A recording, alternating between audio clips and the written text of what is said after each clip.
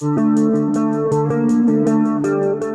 game's not won on social media. This game's not won on telephones. This game is won with shoulder pads, helmets, mouth guards, and sweat. That's how the game is won.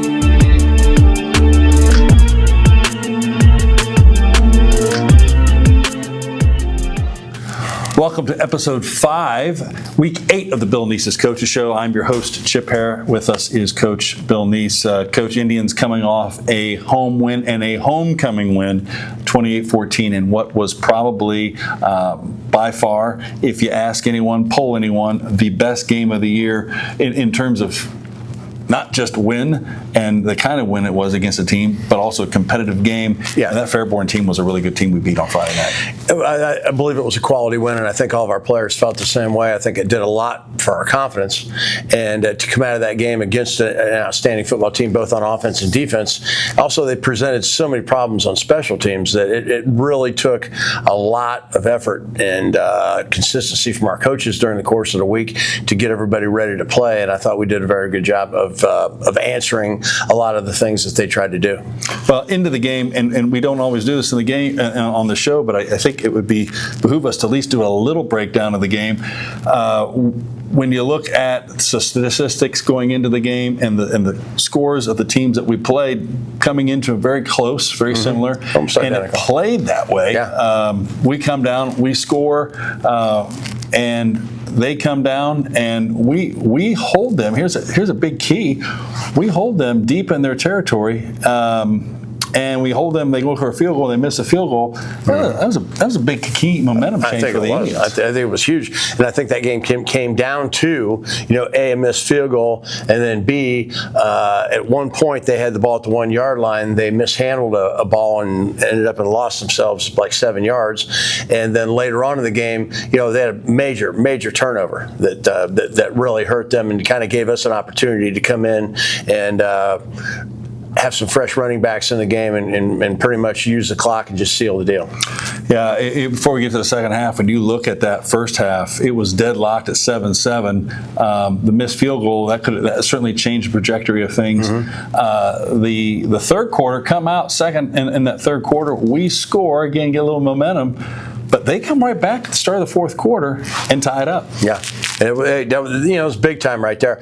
I thought we came out of the locker room and they had deferred, so they got the ball in the second half, and for us to hold them to have them go 3 and out was massive. And then we go down and things are back and forth. They get the score, and now things are a little different. I was very pleased with our offense. I think our offense answered a number of times where we were able to get first downs, move the ball, keep the field position going, and things like that. And then also, like I've said, 10 million times, the big plays and the turnovers. Those are going to be the keys. And before we get to the big plays there in the fourth quarter, we talk about adjustments, and coaches, that is a big part of what you're doing, adjusting. One of the big adjustments we had to make was Debo, who has been and continues to be a key runner for us, gets hurt. And you have to put Zay Allen in there, and John Hess also gets, I think, a carry. But those guys come in and have to make an adjustment quickly. And again, an adjustment transition, and they made an adjustment. And boy, did Zay Allen make it. Yeah, they had played there for 3 years, so it's we don't really practice them a huge amount. Just in order to wear and tear, because of the fact that they're both on every special team, they play every snap of defense, and then a lot of times they're in the H-back. Jensvold, our normal H-back, was dealt. He was doing full-time defensive work work. So we had to have those guys mixing in too, and it all was just one of those things where everybody contributed, and even toward the end there, Riley Elam, our right tackle, he went down with an ankle injury, and we had to get Landon Duff, our starting defensive tackle, to go in and literally do Ironman football for the fourth quarter, double duty. And he's reading his plays off a wristband, trying to figure out what his assignment is, and he did a heck of a job. But you look at the fourth quarter, and that's where the separation really happens. We go down and score. Zayden Allen scores, and off of that, you talk about the blocking that happened on your line. Tony Gardner, another one that I think you and I talked about after the game about just creating holes for those guys to get in. Certainly Zayden had to find those holes, but holes were created. And the momentum happens. Shifting back to the defense, Zayden Allen back on defense, leads the team with 12 tackles, ends up getting the fumble recovery. A big turnover, yeah. Huge. And I think one of the other things that he did, and it's kind of an unsung deal, is the fact that he was spearheaded that fake punt, to get us moving in the right direction too. So he does it all, whether or not it's offense, defense, special teams, and he's just such a smart player. I can say one thing to him, and again, there's guys that you have to rep a little bit, but you say one thing to him, and he locks it in, and you can trust the fact that he locks it in, and he does not get tired of the repetition. He will say the same thing. If someone's in a trips formation, he will say the exact same thing over and over again, so everybody understands it, not just say it once and then assume everybody gets it. So I appreciate having almost another coach on the field with him. That's leadership. Yeah. We talked about that early in the year with him on the show, but that's certainly another example. I'll tell you another example of us. We talk about seniors that were a big part of that win on Friday night. John Hess, another one. A little bit kind of we can talk about this is the game's going on and it's clock management at that point. After we get the turnover, we're in situations where we're getting third down and we're getting first downs and you're timing the clock because we really want to, the play clock. Talk a little about what was in your mind from that standpoint, because you don't want to give the ball back to them and give them a chance, and you want to minimize it. Yeah, we didn't, but we had some time. Once we got a situation where they didn't have any timeouts, then we kind of were able to control it, and we scored. I don't know. Sometimes people say, well, that you let them, you scored too fast and you gave them some time on the ball. This is high school football. Right. I don't think this is Sunday football where guys are, working 85 yards down the field, in 23 seconds. Yeah, you want to get the score for sure. Yeah. You don't want to be in a situation. You never want to be messing around with that. So, and we did a nice job then. Gavin Larger, another one of our seniors, did a nice job of squibbing the ball down, and they were going to look like they had a little of the lateral game going. The old cow play when the band's on the field and everybody's running around. If you guys remember that, and and not sure all of our friends out there, kids in the locker room may not know that one. Well, Miles Haney just came down and just put a hit on the guy. Boom, it was over. Yeah. And he was in a great position, for it. So I think a lot of those things, ended up and happened in our favor. But I thought we used the clock pretty well. We milked it down to a couple times. We used a timeout with 1 second left. We were fortunate that we got, there's two clocks. There's a 25-second clock and there's a 40-second clock. Well, a couple times we got we were in the neighborhood of the 40-second clock, and you're looking up going, okay, that's going to take us to here. Right. Trying to do that math as quickly as you can and everything. So it worked well. The assistant coaches do a nice job of getting the feedback to you and doing things along those lines. Well, one thing that happened, we did score actually with 1 second left. John Hess gets, I think he might have scored 32 on a 32-yard scamper there. If that is a scamper, that's a 32 run, and he was getting to the end zone, and there was nobody. He was wrong. He was rolling. And like I said, just the little things. Like there was 1 second left on the clock, and we were going to pop one up. But if you pop one up and the guy fair catches it, they would have had the ball with 1 second left. So we would have had to defend a play. Whereas as you keep the ball on the ground, as soon as it touches somebody's hand, that clock starts, so you know that kickoff is going to be the last play. Right. So that's why we chose to do it that way. But it worked out pretty well for us. Good win for the Indians, 28-14. Indians prevail. But as we've talked about in years past and shows past, you get 24 hours, and then it's Saturday morning. It's on to Stebbins. Moving along. So here we are, week 8. Stebbins, as we go down to there, another team that is very similar to us. And you look at it, almost like last week. Game is, statistics-wise, and you look at the scores and what they've done. You look to this team to be another competitive game. Definitely. And they're an excellent program. I mean, they have great athletes that are coming through that program. They're well coached. They do things correctly. They do different things. They don't necessarily just come out and do this, and that's all they do. I mean, on a weekly basis, they're going to come out and they're going to come out with some new stuff. You're going to have to defend the old stuff. You're going to have to make sure you have the new stuff ready to go. Keep guessing, yeah. Yeah. And so I think overall it's going to be a great contest for us. Now let's talk a little about their personnel. Their quarterback, if my memory serves me, he's a returner. Quarterback and running back are their two. Yeah, that's the hub of the offense. They're the two returning guys. Mm-hmm. So everything circled around those two guys, and offensively, they put some points on the board this year. They definitely put some points on the board. They throw some deep passes. The interesting thing is their running back is their leading rusher, and he's also their leading receiver. So he's going to be coming out of the backfield. They love the screen game. And quarterback, twice last year, their touchdowns both came as a result of quarterback scrambles. So he gets out there. If he doesn't like what he sees, he's not shy about putting the football down and moving around. Yeah. Defensively, talk a little bit about what we might expect to see. Defensively, they've since we've been playing them, they've been a 4-3, and they've always been an even front defense. In this past year, they went to more of an odd front defense, similar to what almost everybody in the league is doing. The 4-eye with the nose man. They got a big, strong nose man, and a couple really good inside tackles.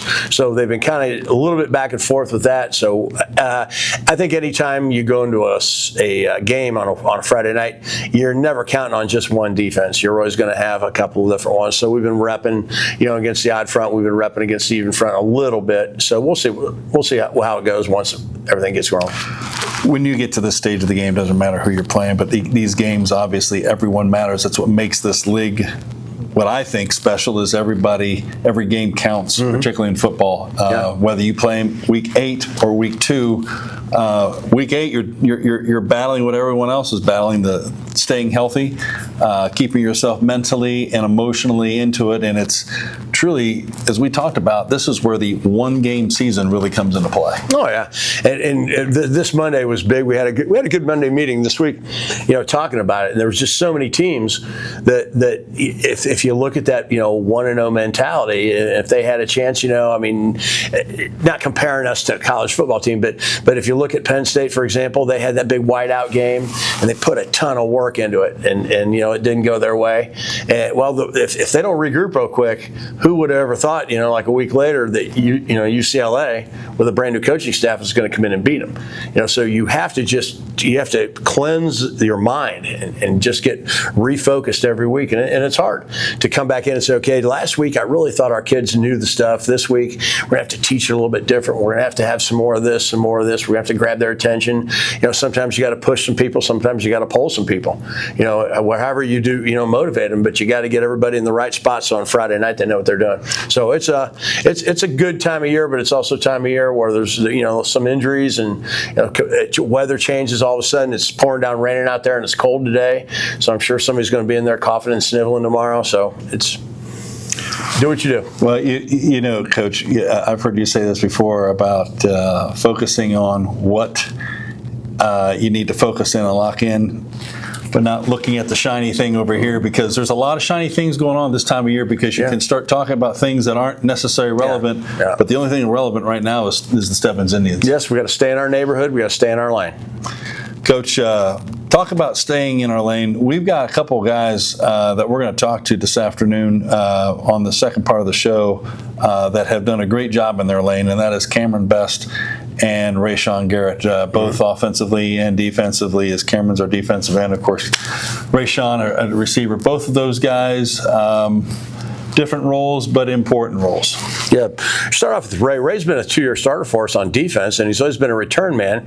And you always get the impression Ray really wanted to play offense, but he's never really said a whole lot about it. And this year we have a great deal of depth in our secondary, and we were able to just put him almost as our feature receiver with Debo going to running back, and everything just kind of worked out. And right now, heck, Ray's the 3rd leading receiver in the league, 2nd in touchdowns. He's our return guy. He's a threat on a lot of returns. Hardly anybody's punting to him. He's got to go out. There's a reason. Yeah, he's got to go out and get a net if he's going to go catch a ball, because they're going sideways on him. But he's just done a fantastic job in what he's doing, and I think he's really enjoying his senior year.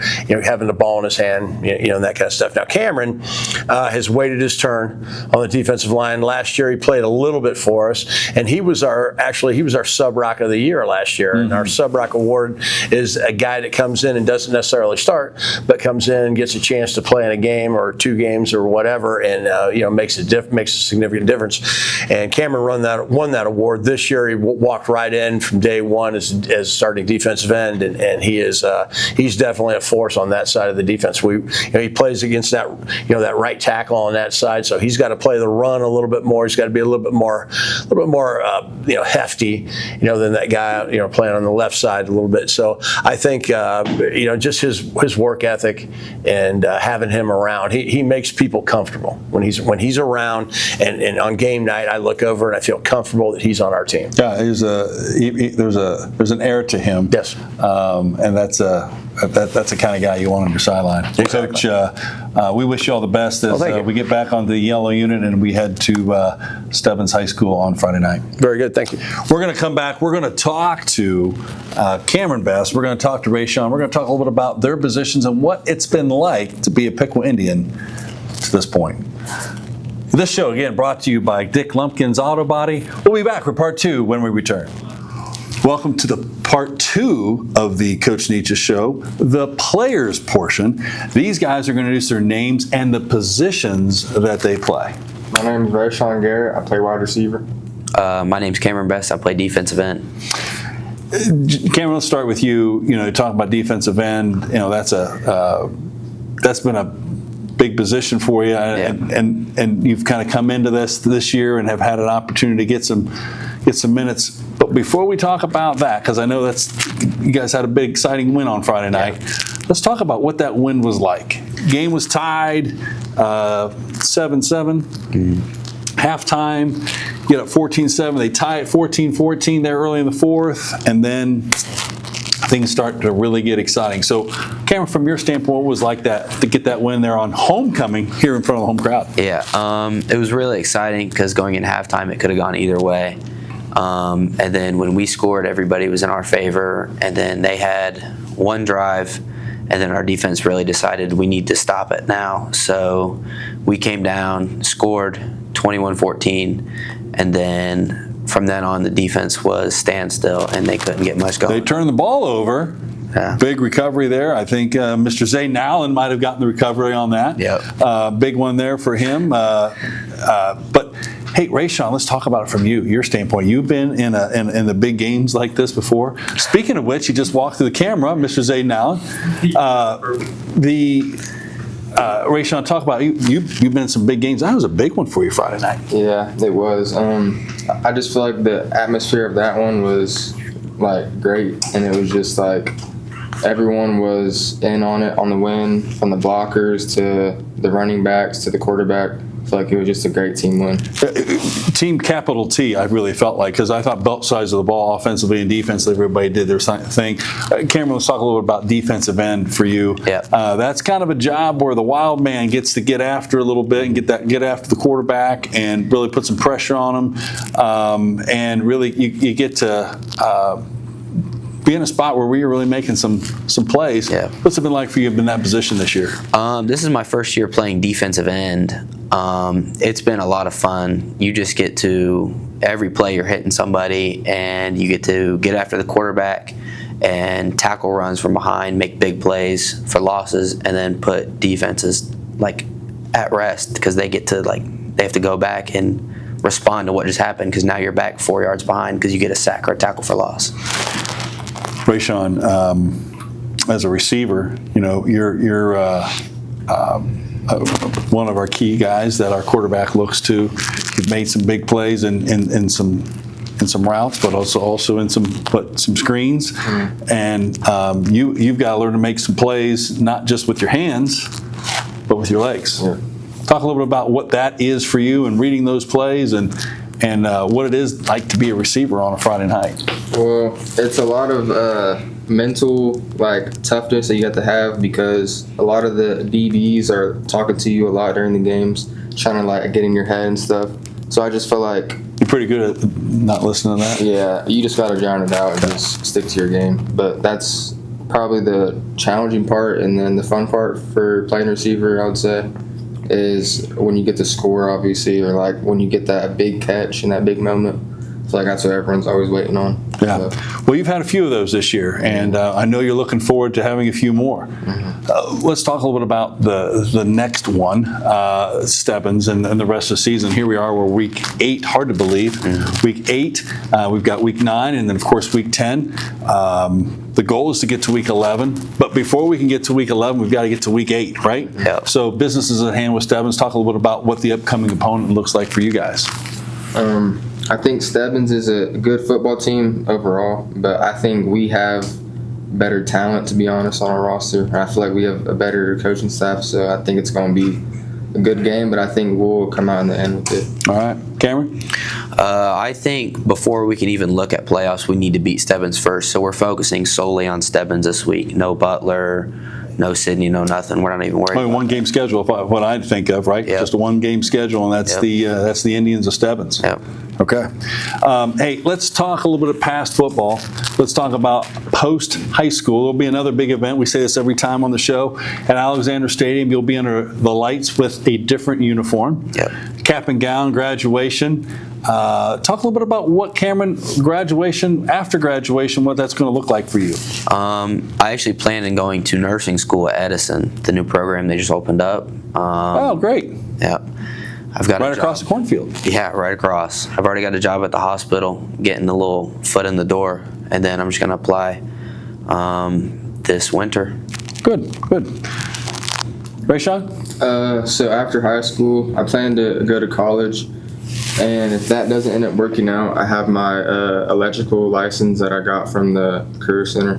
So Which currently you're a student at, right? Yeah. Yeah.